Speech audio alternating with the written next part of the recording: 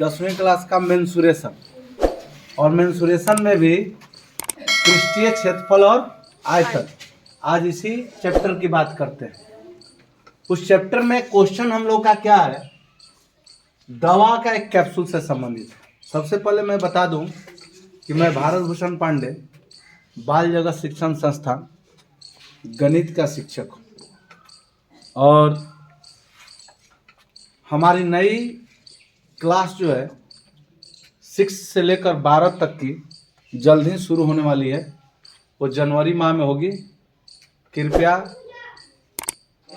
एक बार, मेरा पता है मस्ताना सिंह के घर के नज़दीक, girls high school Maner Patna के नज़दीक, बाल जगत पब्लिक स्कूल और बाल जगत शिक्षण संस्थान।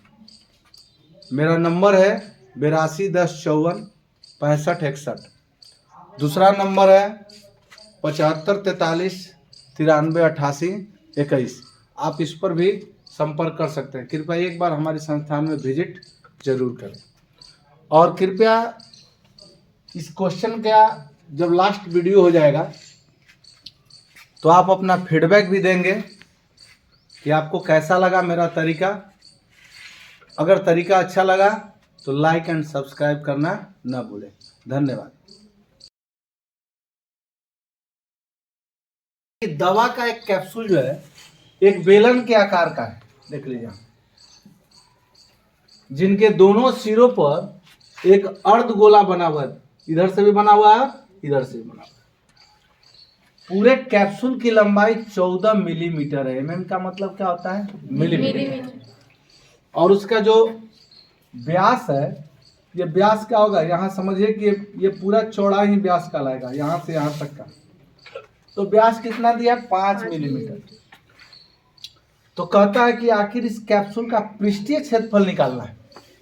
क्या निकालना है? कैप्सूल का पृष्ठीय क्षेत्रफल। तो देखिए, कैप्सूल का अगर हम पृष्ठीय क्षेत्रफल निकालने जाते हैं तो देखिए, सबसे पहले इस बेलना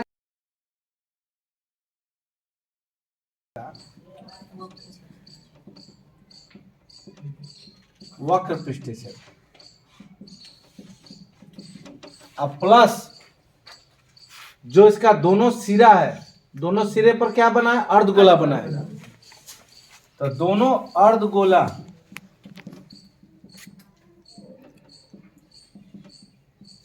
अर्धगोले का वक्र पृष्ठीय क्षेत्रफल। लेकिन हम इसको और क्या कर सकते हैं?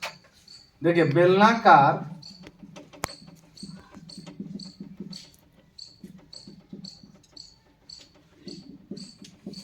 भाग का वक्र पृष्ठीय क्षेत्रफल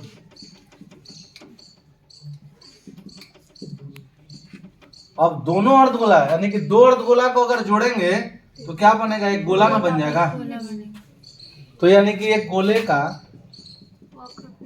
पृष्ठीय क्षेत्रफल, एक गोला का पृष्ठीय क्षेत्रफल।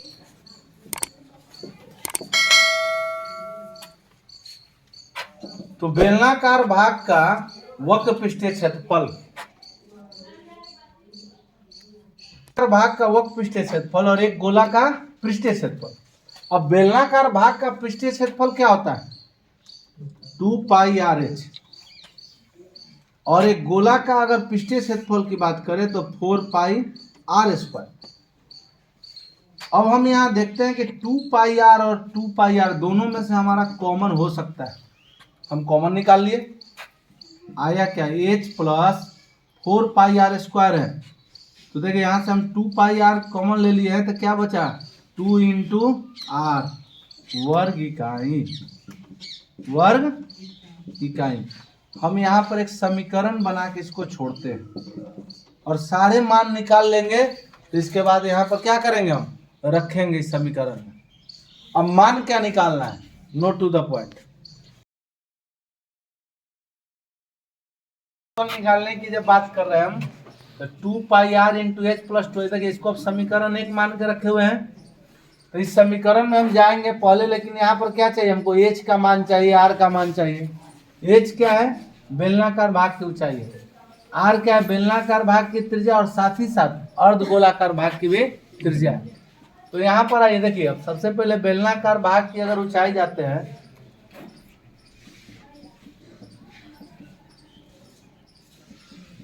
बेलनाकार भाग की ऊंचाई जिसको हम एच कहें, तो इसका मान निकालने के लिए पूरा कैप्सूल की जो लंबाई है,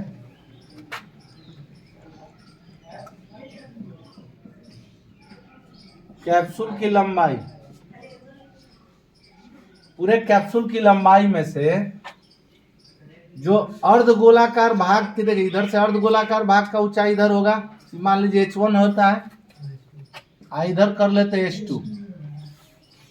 तो दो अर्धगोलाकार भाग की जो ऊंचाई को क्या करेंगे, हम जोड़ देंगे और उसको क्या करेंगे, पूरे कैप्सूल की लंबाई में से घटा देंगे, तो हमारा h का मान निकलेगा।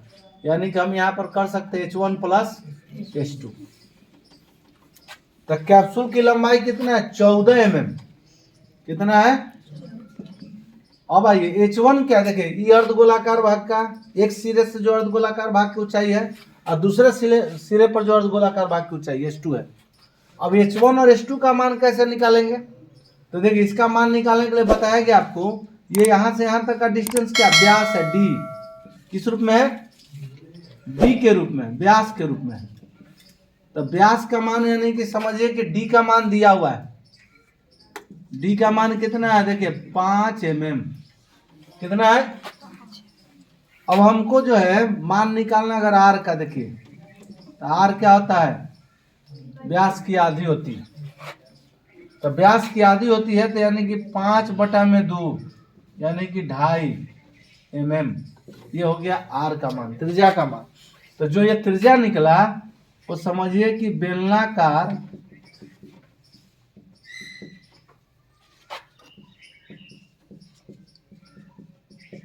सिरे की त्रिज्या और साथ ही साथ अर्धगोला की भी त्रिज्या, यानी कि कितना, 2.5 mm। अब आप पढ़ चुके हैं कि अर्धगोलाकार भाग में क्या होता है, त्रिज्या और ऊंचाई क्या होते हैं, बराबर होते हैं। यानी कि r और h क्या होता है, दोनों के बीच रिलेशन क्या होता है, दोनों बराबर का रिलेशन होता है।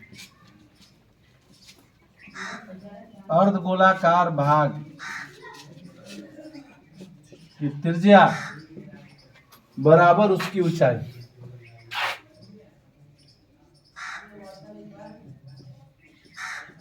अगर उस हिसाब से देखें तो h1 और h2 दोनों का मान क्या होगा, 2.5 mm, 2.5 mm। तो अब देखिए h1 का मान 2.5, 2.5 और h2 का भी मान 2.5। अब 2.5 और 2.5 दोनों को इंक्लूड करते हैं 5, 9 mm हो जाता है बेलनाकार भाग के ऊपर। का मान निकल गया, r का मान भी क्या, 2.5 mm। 2.5 mm को हम 5/2 mm के रूप में भी लिख सकते हैं। तो अब हम चलते हैं यहाँ समीकरण 1 से, समीकरण 1 से। तो समीकरण 1 में क्या है,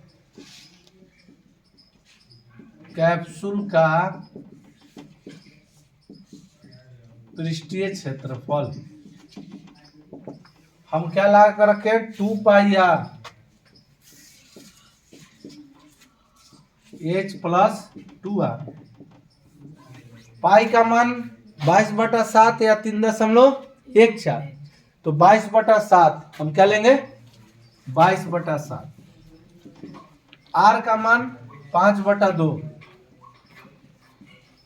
h का मान 9 और 2 × 5/2। 2 से 2 कटा देंगे, इधर से भी 2 से कट जाएगा। 22/7 गुना 5, 9 और 5 जुट जाएगा आपका। 22/7 गुना 5, 9 और 5 जोड़ेंगे कितना आएगा, 14। 7 से इसको भी कटा देंगे। 22 गुना 5 गुना 10, 22 गुना 10, 220 mm²। यही मेरा आंसर होगा पृष्ठीय क्षेत्रफल। Note to the